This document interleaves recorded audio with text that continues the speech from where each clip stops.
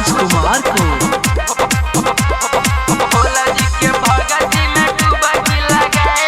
नया नोहर बारू कैसे जैबू देव घर में, थक जैबू धनी तू तवे डगर में। एको बेर ना गईल बारू बाबा के नगर में, देह कमजोर भैया राम कर घर में। देव घर जाए दी चिलम चढ़ा दी,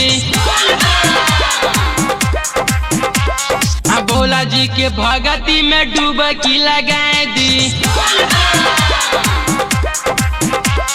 नया नोहर बारू कैसे जैबू देवा घर में, थक जैबू धनी दूध दबे डगर में। एको बेर ना गईल बारू बाबा के नगर में, देह कमजोर भैया राम कर घर में। देव घर जाए दी चिलम चढ़ा दी, देव घर जाए दी चिलम चढ़ा दी। भोला जी के भगती में डुबकी लगा दी, भोला जी के भगती में डुबकी लगा दी। डीजे मिठू राजा पटसोनी।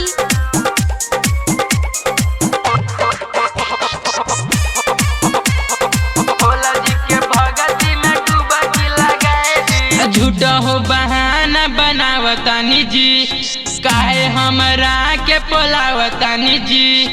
कहतानी नहीं परेशान करहो, घर ही में भोला जी के ध्यान धरहो।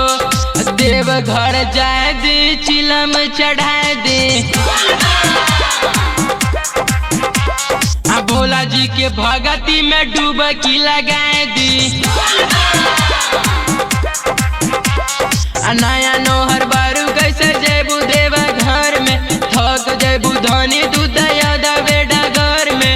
एको बेर ना गईल बारू बाबा के नगर में, देह कमजोर भैया राम कर घर में। देव घर जाए दी चिलम चढ़ा दी, देव घर जाए दी चिलम चढ़ा दी। भोला जी के भगती में डुबकी लगा दी, भोला जी के भगती में डुबकी लगा दी। डीजे मिठू राजा पटसोनी।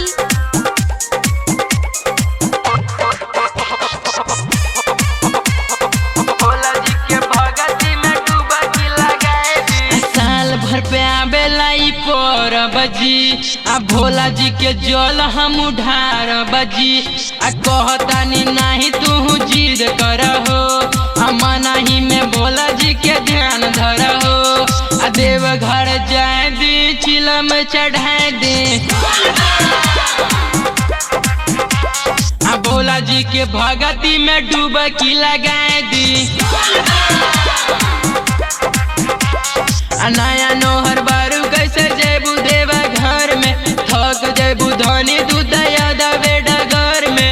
एको बेर ना गईल बारू बाबा के नगर में, देह कमजोर भैया राम कर घर में। देव घर जाए दी चिलम चढ़ा दी, देव घर जाए दी चिलम चढ़ा दी। भोला जी के भगती में डुबकी लगा दी, भोला जी के भगती